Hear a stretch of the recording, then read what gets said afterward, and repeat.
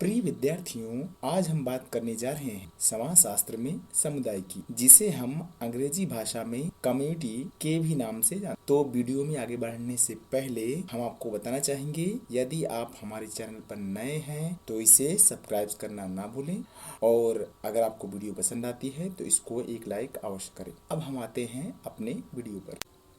सबसे पहले हम समुदाय की अवधारणा को जान लेते हैं। समुदाय निश्चित भूभाग में रहने वाले व्यक्तियों का ऐसा समूह है जो हम की भावना से बंधे होते हैं और एक सामान्य संस्कृति का निर्माण कर उद्देश्यों की पूर्ति करते हैं। इन्हें ही समुदाय कहा जाता, अर्थात व्यक्तियों का ऐसा समूह जो कि एक निश्चित भूभाग में रहकर अपने उद्देश्यों की पूर्ति करते हैं और जिनमें हम की भावना भी पाई जाती है, उन्हें समुदाय कहा जाता है। अब हम समुदाय के अर्थ की ओर बढ़ते हैं। यदि हम समुदाय के अर्थ की बात करें तो समुदाय अंग्रेजी भाषा के कम्युनिटी शब्द का हिंदी रूपांतर है। कम्युनिटी लैटिन भाषा से बना है जिसमें कॉम का अर्थ साथ साथ और म्यूनस का अर्थ सेवा करना होता है। इस प्रकार समुदाय का अर्थ साथ साथ रहकर सेवा करने से लिया जाता है। यदि हम समुदाय की परिभाषा की बात करें तो बोगार्ट्स ने समुदाय को परिभाषित करते हुए कहा कि समुदाय एक सामाजिक समूह है जिसके कुछ अंशों में हम की भावना पाई जाती है, अर्थात व्यक्तियों का ऐसा समूह जिसमें एक से अधिक होने की भावना अर्थात हम की भावना पाई जाती है, उन्हें ही समुदाय कहा जा सकता है। किंग्सले डेविस ने समुदाय को क्षेत्र के आधार पर परिभाषित करते हुए बताया कि समुदाय सबसे छोटा क्षेत्रीय समूह है जिसमें सामाजिक जीवन के समस्त पहलू आ जाते हैं। इसी प्रकार आकबर्न और निमकाफ ने क्षेत्र के आधार पर समुदाय को परिभाषित किया और बताया कि समुदाय किसी सीमित क्षेत्र के भीतर सामाजिक जीवन का पूर्ण संगठन है। इस प्रकार यह स्पष्ट होता है कि समुदाय ऐसा समूह है अथवा कई समूह का संग्रह है जो एक स्थान अथवा निश्चित भौगोलिक क्षेत्र में रहते हुए जीवन की संपूर्णता को विकसित करता है और उस पर अपनी विविध आवश्यकताओं को पूरा करने के लिए भी निर्भर रहता है।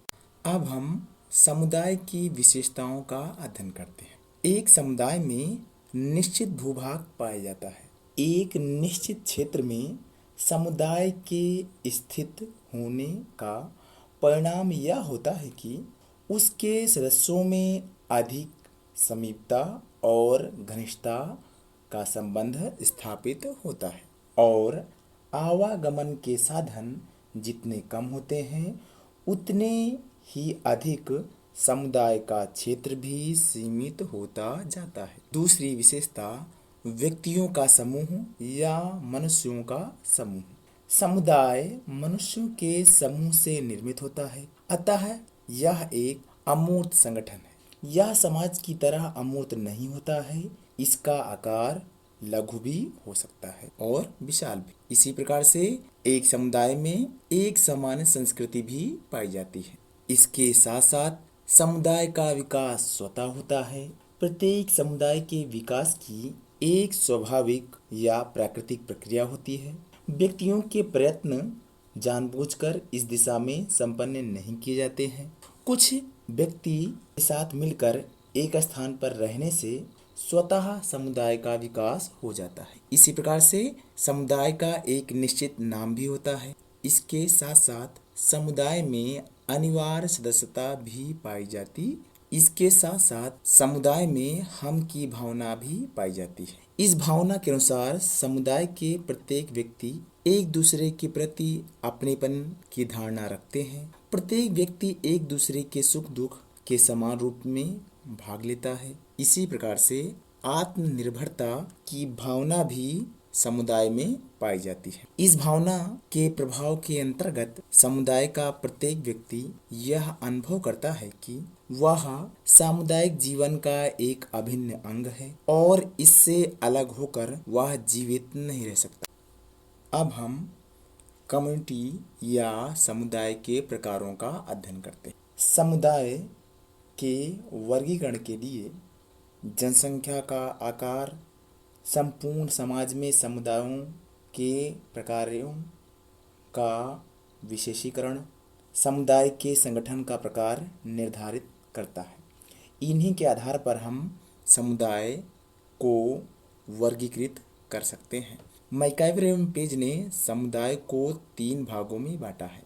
पहला ग्रामीण समुदाय, दूसरा नगरीय समुदाय और तीसरा क्षेत्रीय समुदाय। इसी प्रकार से रेडफील्ड ने समुदाय को 2 भागों में बांटा है, लघु समुदाय और बृहद समुदाय। इनके अनुसार समुदाय का आकार जनसंख्या के आधार पर लघु भी हो सकता है और बृहद अर्थात बड़ा या विशाल भी हो सकता है। हेंगेट ने समुदाय को 4 प्रकार से बांटा है, जिनमें गांव, कस्बा, नगर और क्षेत्र आते हैं। इसी प्रकार से किंग्सले डेविस ने समुदाय को 4 भागों में बांटा है, आदिम समुदाय, सभ्य समुदाय, ग्रामीण समुदाय और नगरीय समुदाय। बोगार्ट्स ने समुदाय को 4 भागों में ग्रामीण, नगरीय, प्रादेशिक और राष्ट्रीय समुदाय में बांटा है। इसी प्रकार से कर्टिस और कोलमैन ने भी समुदाय को 4 भागों में बांटा, आदिम समुदाय, पूर्व औद्योगिक समुदाय और महानगरीय समुदाय। कोलिन क्लार्क ने भी समुदाय को 3 भागों में बांटा, प्राथमिक समुदाय जिनमें जनजातियां, द्वितीय समुदाय जिनमें ग्रामीण समुदाय और तीसरा तृतीयक समुदाय जिनमें नगरीय समुदाय आते हैं। और अंत में समुदाय के उदाहरण व्यक्ति के समूह के आधार पर बस्ती, गांव, कबीला, समूह राष्ट्र, विश्व आदि समुदाय हैं। इसी प्रकार से सामान्य बोलचाल की भाषा में वर्ग, जाति, भाषा विशेष व्यक्ति जिनमें शिक्षक समुदाय, ब्राह्मण समुदाय, छात्र समुदाय, व्यापारी समुदाय आते हैं। क्षेत्र के आधार पर भी समुदाय के उदाहरण देखने को मिलते हैं, जिनमें गांव, कस्बे, नगर, महानगर, देश समुदाय हैं। कुछ सीमावर्ती समुदाय भी पाए जाते हैं, जैसे जेल जातियों में कुर्ग जाति, बंजारा, जिप्सी और घुमंतू जाति, पड़ोस राज्य, जनजाति, शरणार्थियों के कैंप, खान बदोशी, झुंड इत्यादि समुदाय के उदाहरण हैं।